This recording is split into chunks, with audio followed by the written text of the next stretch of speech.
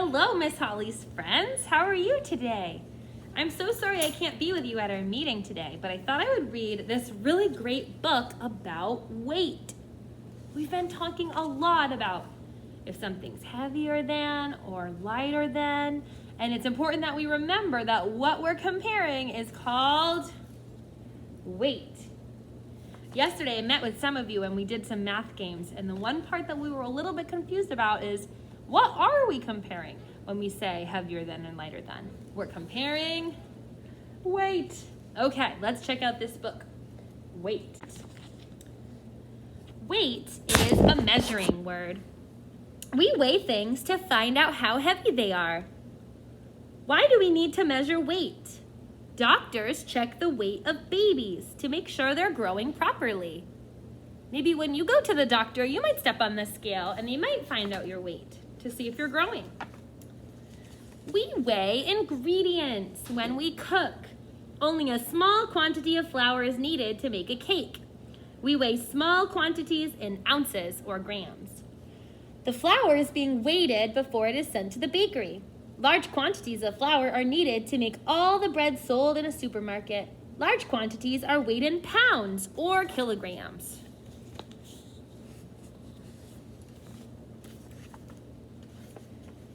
Everything weighs something, even very light things like letters or postcards.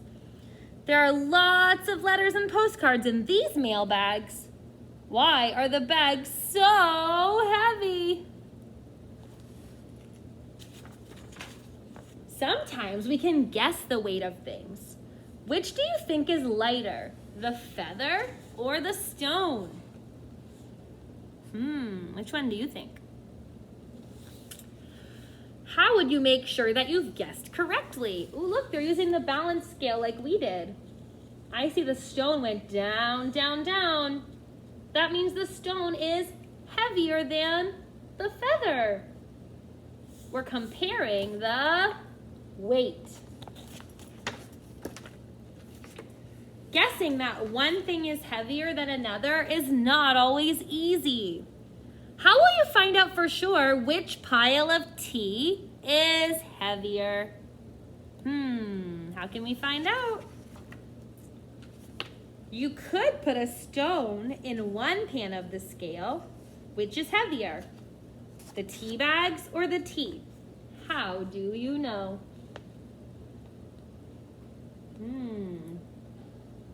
Let's see, on this side it looks like it's way down. And there's the stone. And on this side, I see the stone is down. And here's the tea bags. What do you notice? But stones also come in different weights. So standard weights are used to measure heaviness. We use ounces and pounds. 16 ounces equals 1 pound. Many countries use grams and kilograms. 1,000 grams makes 1 kilogram. A kilogram of apples weighs exactly the same wherever you buy it. If the apples were heavier than a kilogram, the scales would not balance. If the apples were lighter than a kilogram, the scales would not balance either. You can use scales to compare the weights of different things. A kilogram of apples is as heavy as a kilogram of potatoes. Would a kilogram of rice weigh more than, less than, or the same as a kilogram of cheese? It is important to know how heavy things are. Clerks often weigh food when they sell it. We pay for the weight of food that we buy. Even when food is sold in packages, the weight of the contents is marked on the label. If you can find the weight of your food at home, take a video of it and post it on Seesaw and show me. And tell me how you found out how much your food weighed. I'll be curious to see about that. Luggage is weighed at the airport before it is loaded onto the plane.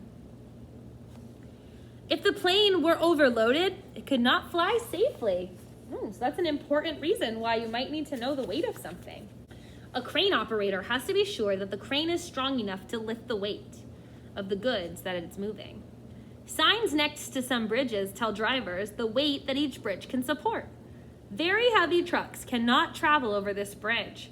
the bridge would not hold their weight.